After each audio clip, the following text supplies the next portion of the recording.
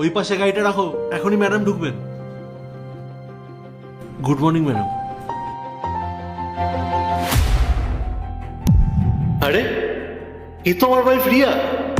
আরে আমার হাজবেন্ড এই অফিসে গার্ডের কাজ করে? ও গড, মনে হচ্ছে এবার এই অফিস থেকেও কাজ ছাড়তে হবে। গুড মর্নিং ইন্দ্র, কেমন আছো তুমি? গুড মর্নিং ম্যাডাম, আমি ভালো আছি। কি ব্যাপার, আজ তোমার কথায় কেমন যেন এনার্জি পাচ্ছি না। শরীর ঠিক আছে তো তোমার?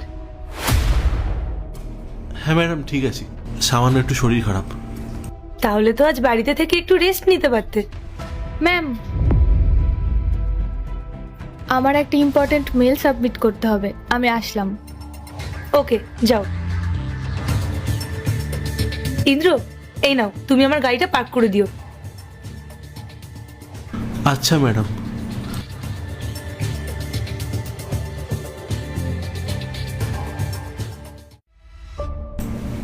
ম্যাডাম আসবো? হ্যাঁ এসো। ম্যাডাম এই যে আপনার ফাইলটা। Thank you. এক মিনিট ইন্দ্র, দাঁড়াও। রিয়া, ও আমাদের অফিসের সিকিউরিটি গার্ড, খুব ভালো ছেলে, কিন্তু বেচারা আজ পরিস্থিতির শিকার হয়েছে। আর ওর এই অবস্থার জন্য কে দায়ী জানো? ওর ওয়াইফ। তুমি জানো রিয়া, ও নিজের ওয়াইফের জন্য যা যা করেছে না, কোনো স্বামী তার স্ত্রীর জন্য করতে পারবে না। ও নিজের ওয়াইফকে স্ট্যাবলিশ করার জন্য নিজের জায়গা, সম্পত্তি, টাকা পয়সা সব বিক্রি করে দিয়েছিল, যাতে ওর স্ত্রী নিজের লক্ষ্যে পৌঁছাতে পারে।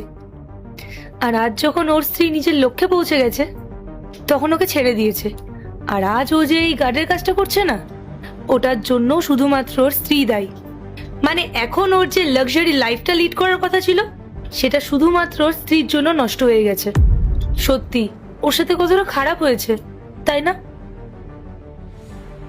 হ্যাঁ ম্যাম, সত্যি ওনার সাথে খুব অন্যায় হয়েছে। ওনার স্ত্রীর এরকম করা একদম উচিত হয়নি। শাট আপ রিয়া, আর একদম মিথ্যা কথা বলবে না। আমি যার কথা বলছি না, সে আর অন্য কেউ না, সে হলে তুমি। আজ শুধুমাত্র তোমার জন্য ও এই গার্ডের কাজ করছে। ও আমার কেবিনে এসে আমাকে সবকিছু বলে দিয়েছে। ম্যাডাম, আপনি এসব কি বলছেন? আমি কিছু বুঝলাম না।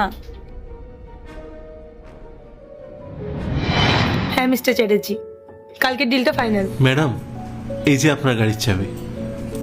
হ্যাঁ হ্যাঁ, ওটা ফাইনালি ধরুন। ম্যাডাম